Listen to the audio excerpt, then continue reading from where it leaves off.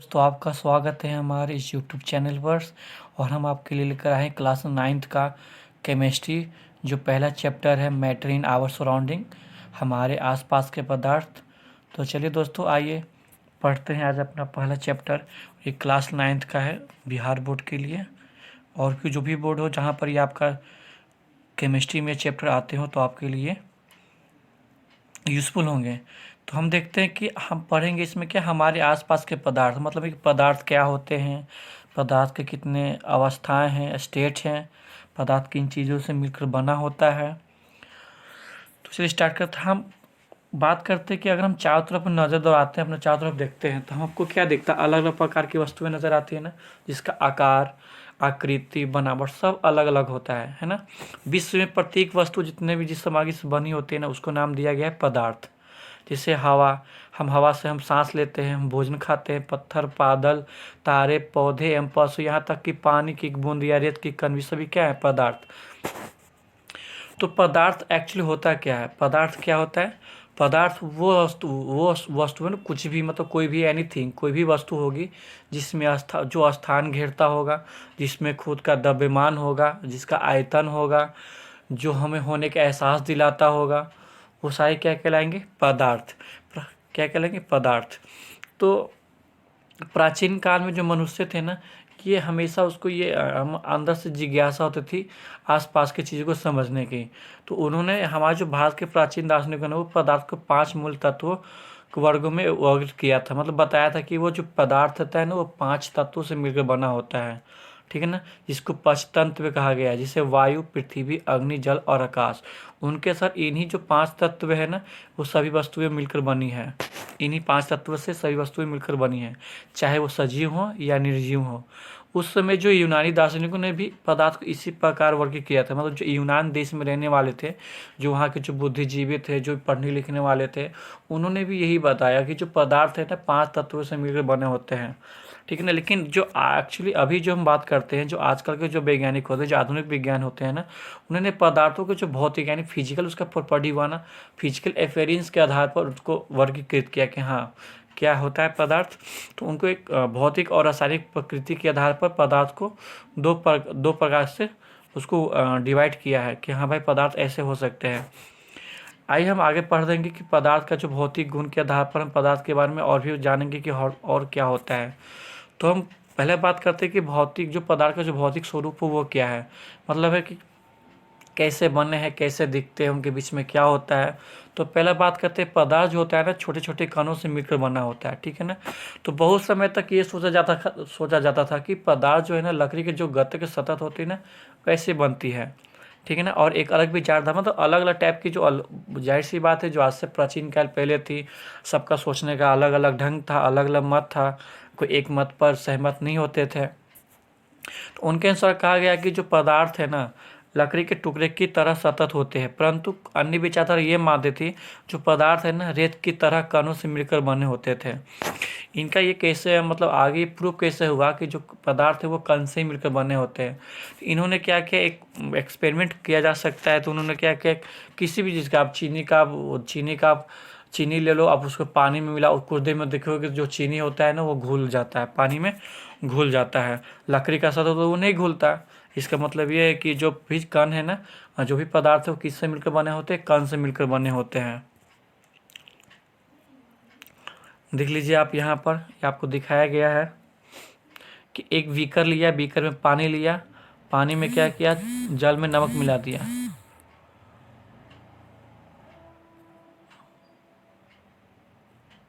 जल में क्या हुआ, जल में नमक। एक बीकर लिया, बीकर में जल लिया, जल में नमक मिला दिया, उसको थोड़ा सा हिलाया, देखा कि जल में नमक क्या पूरी तरह से घुल गया है। अब ये क्वेश्चन आता है कि ये पदार्थ के कण कितने छोटे हैं। तो ये पदार्थ के कण इतने छोटे होते हैं ना, जिसको आप डिवाइड करते जाओ, डिवाइड करते जाओ, एक समय ऐसा आएगा कि डिवाइड नहीं होगा। मतलब आप परिकल्पना भी नहीं कर सकते हैं कि कितने छोटे छोटे कणों के मिलकर कितने कितने छोटे से स्मॉलेस्ट पार्टिकल, कितने छोटे छोटे पार्टिकल से मिलकर ये पदार्थ बने होते हैं।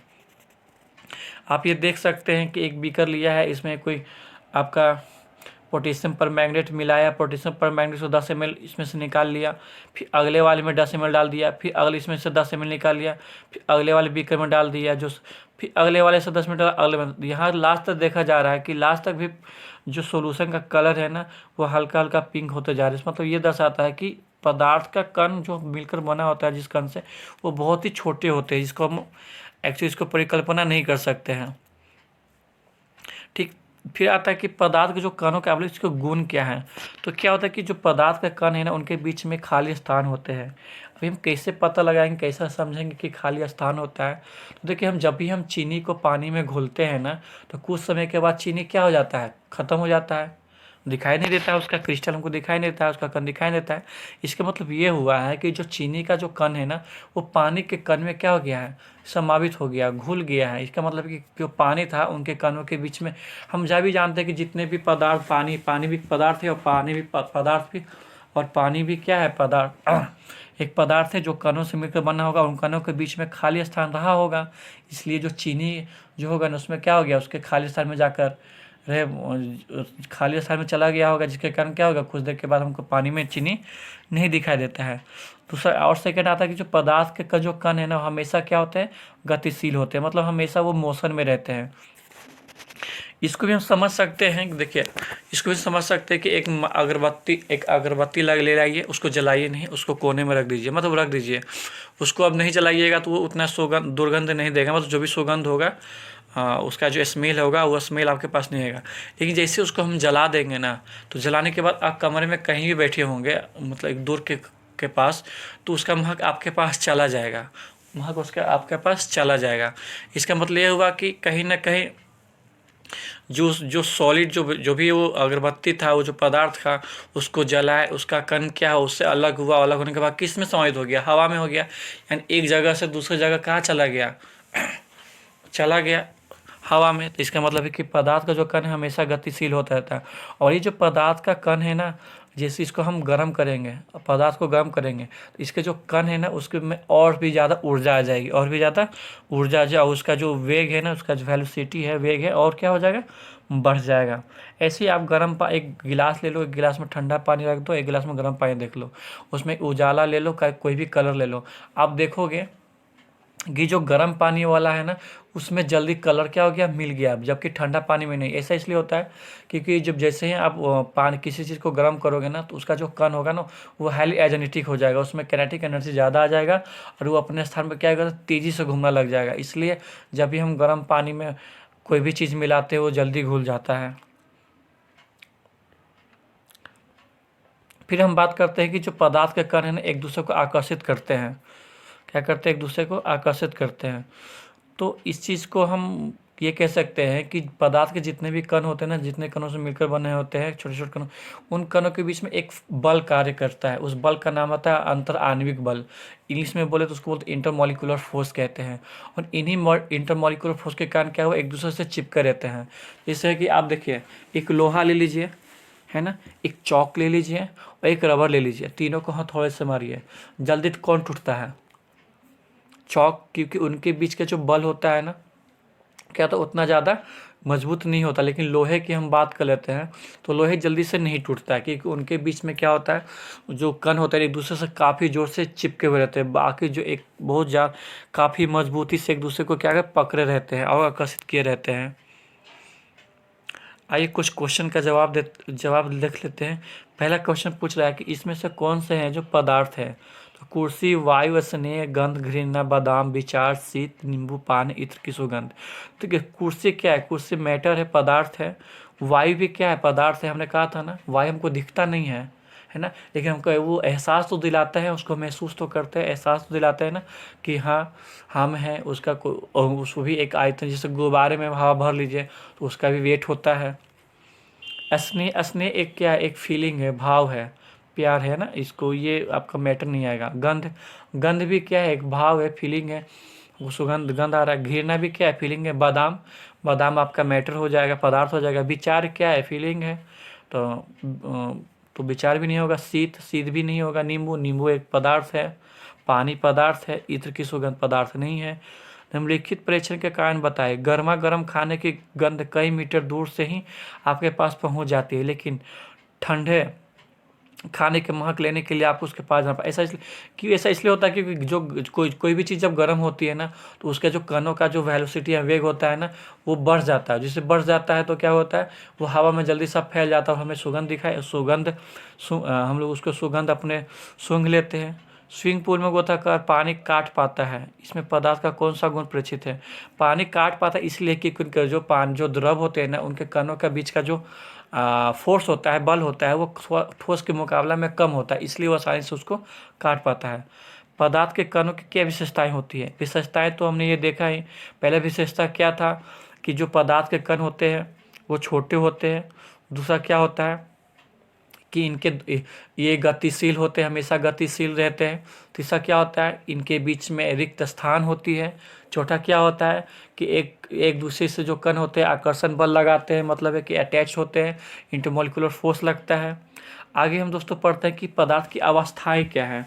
अवस्थाएं का मतलब है कि हमको जो पदार्थ है ना, आसपास में जो पदार्थ हमको कैसे दिख रहे हैं वो, है ना, किस किस स्टेट में किस किस आकृति के हमको दिखते हैं। तो जो पदार्थ है ना, वो आप ध्यान से देखोगे तब अलग अलग टाइप को आपको पदार्थ देखने को मिलेगा। कोई ठोस होगा, मतलब जिसको आप दबा नहीं सकते होंगे। कुछ ऐसे आप दबा तो सकते हैं पर वो फैल भी जाता है, लेकिन ज़्यादा अलग अलग नहीं होता है। पानी आप द्रव की बात कर लो, या आप देख लो गैसेस की बात कर लो। हवा मौजूद है, हवा में बहुत सारे गैसेस, वो भी क्या है, पदार्थ ही है। तो ये जो पदार्थ की जो अवस्थाएं है ना, ठोस, द्रव और गैस, इनके बारे में हम पढ़ेंगे कि ये कैसे हैं, है ना, इनका प्रॉपर्टीज क्या है, इनको कब कहेंगे, किसी भी पदार्थ को कब ठोस कहेंगे, कब द्रव कहेंगे, कब गैस कहेंगे। तो आइए हम इसको तो पदार्थ का जो भौतिक अवस्था है ना, भौतिक अवस्था के आधार पर, मतलब भौतिक जो भी हम फिजिकल अपीयरेंस देख रहे हैं, तो उनके आधार पर पदार्थ को 3 कैटेगरी में रखा गया है ना, 3 भागों में बांटा गया है। ठोस अवस्था, गैस अवस्था, द्रव अवस्था। तो पहले हम देखते हैं ठोस अवस्था। तो ठोस अवस्था समझने से पहले हम 2 चीज़ समझते हैं दोस्तों। दो चीज़ क्या होती है? पहला क्या है आपके पास कि कणों के बीच में लगने वाला बल, ठीक। दूसरा क्या है, कणों के बीच में खाली स्थान। तो खाली स्थान को बोल देंगे अंतः आणविक स्थान, यानी इंटरमोलिकुलर स्पेस। दूसरा बोलेंगे इंटरमोलिकुलर फोर्स। तो पहला, तो ठोस की यदि हम बात करते हैं, तो ठोस में जो कण होते हैं ना, एक दूसरे से काफ़ी सटे होते हैं। इसका मतलब है कि जब काफ़ी सटे, इसका मतलब जो उनके बीच का जो अंतर आणविक बल है, यानी इंटरमोलिकुलर फोर्स है, वो कहीं ना कहीं बहुत ज़्यादा होता है, ठीक है ना। और उनके बीच का जो स्पेस होता है, कणों के बीच का स्पेस होता है, वो बहुत ही कम होता है, मतलब नगण्य होता है। जिसके कारण क्या होता है, जो ठोस का होता है, कण एक दूसरे से काफ़ी चिपके होते हैं। और यही कारण है कि इसका जो आकार होता है ना, वो फिक्स होता है, आकार फिक्स होता है। और आकार के साथ साथ इसका आयतन भी फिक्स होता है। मतलब है कि आप इसको तोड़ दो, मोड़ दो, कैसा भी कर दो, इसका आकार फिक्स ही होगा, है ना, आयतन फिक्स होगा। तोड़ने का मतलब ये नहीं कि अब जिससे मान लें कि अब आप कहोगे कि सर काट तो तोड़ देंगे तो उसका तो शेप चेंज हो जाएगा। हाँ, चेंज हो जाएगा, लेकिन इसका जो क्वालिटी, इसका जो प्रॉपर्टी, वो चेंज नहीं होगा ना। आकार है उसका वही रहेगा, उसका आयतन फिक्स रहेगा, ठीक।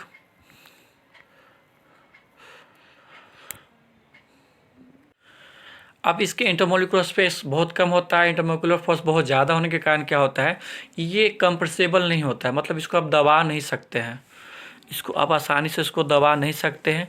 अब इनके ठोस का क्या होता है, घनत्व भी बहुत ज़्यादा होता है। देखते हो, एक किलो लोहा का भटकारा ले लो, अब 1 किलो रुई ले लो, तो 1 किलो भटकारा मतलब जिसको वजन करते हैं, 1 किलो थोड़ा सा भी आ जाता है इसका, यानी उसका जो डेंसिटी होता है ना, बहुत ज़्यादा होता है। और ठोस का डेंसिटी ज़्यादा होता है, साथ साथ इसका जो गलनांक होता है वो भी ज़्यादा। देखते हो, एक लोहा को पिघलाने के लिए हमको हज़ारों डिग्री सेल्सियस की आवश्यकता पड़ती है, यानी इसका मेल्टिंग पॉइंट ज़्यादा होता है। मेल्टिंग पॉइंट ज़्यादा यानी क्वथनांक भी ज़्यादा होगा, और इसका द्रवनांक भी ज़्यादा होगा। बॉइलिंग पॉइंट भी ज़्यादा होगा और इसका मेल्टिंग पॉइंट भी ज़्यादा होता है। चलिए कुछ ठोस के बारे में और कुछ देखते हैं कि हम कब मानते हैं कि और ये क्या होता है, ये जो ठोस होता है ना बहुत हार्ड भी होता है। जैसे देखें, आप जैसे मान लेते क्वेश्चन आता है कि रबर बैंड को क्या माना जाएगा। देखिए रबर बैंड का तो आप किसी भी आकार में उसको बदल सकते हैं, लेकिन माना क्या जाएगा दोस्तों, जब भी हम रबर पर हम फोर्स लगाते हैं ना, उसको जब खींचते हैं तो उसका आकार चेंज हो जाता है, लेकिन जैसे उसको हम छोड़ते हैं ना, वापस से वो क्या करता है, वो अपने पहले ही आकार का आ जाता है। तो ये ठोस, ये क्या है, ये ठोस है, ठीक है ना। अत्यधिक बल लगने पर क्या हुआ, टूट जाएगा। सेकंड क्वेश्चन आता है कि विभिन्न आकार के बर्तनों में रखने पर चीनी और नमक उन्हीं आकार ले लेते हैं, क्या यह ठोस है। इसका मतलब ये क्वेश्चन ये कह रहा है कि ठीक है, आप कह रहे हैं कि सर इसका आकार निश्चित होता है ठोस का, तो चीनी भी तो ठोस होता है, नमक भी ठोस होता है, इसका भी फिक्स होता है, लेकिन इसको जिस बर्तन में रखते हैं उसी बर्तन का क्या होता है, तो उसी बर्तन का शेप धारण कर लेता है, शेप धारण करता है। लेकिन आप उसको हाथ उठा कर देखोगे, अगर आप उसको हाथ अपने उठा कर देखोगे तो आपको क्रिस्टल के आकार नहीं बदलते हैं ना, वो क्रिस्टल के क्रिस्टल ही रहते हैं। थर्ड क्वेश्चन आता है कि स्पंज क्या, स्पंज का भी तो आकार फिक्स ही होता है ना, आयतन आकार तो फिक्स ही होता है, लेकिन उसको हम दबा देते हैं, तो यह ठोस माना जाए कि नहीं जाएगा। जैसे फोम वगैरह आप देखते होगे, चेयर वगैरह में लगा रहता है ना, वो भी ठोस होता है, लेकिन उसको हम आसानी से दाब सकते हैं, लेकिन जो ठोस होता है वो तो उसको हम कंप्रेसिबल होता नहीं है, उसको हम दबा नहीं सकते हैं। तो होता क्या है, जो स्पंज होता है ना, उसके बीच में छोटे छोटे छिद्र होते हैं जहाँ पर हवा भरा रहता है, जैसे हम उसको दबाते हैं ना तो उसमें से हवा बाहर निकल जाता है, लेकिन वो क्या होगा, वो ठोस ही होगा। तो आज के लिए इतना ही रहने देते हैं दोस्तों। अगर आपको कुछ भी थोड़ा सा अच्छा लगा हो तो प्लीज़ इसको सब्सक्राइब कीजिए, लाइक कीजिए, कमेंट कीजिए। बाकी मिलते हैं अपने नेक्स्ट वाले टॉपिक में, जो पढ़ाएंगे हम द्रव्य अवस्था और गैस अवस्था के बारे में बात करेंगे। Thank you.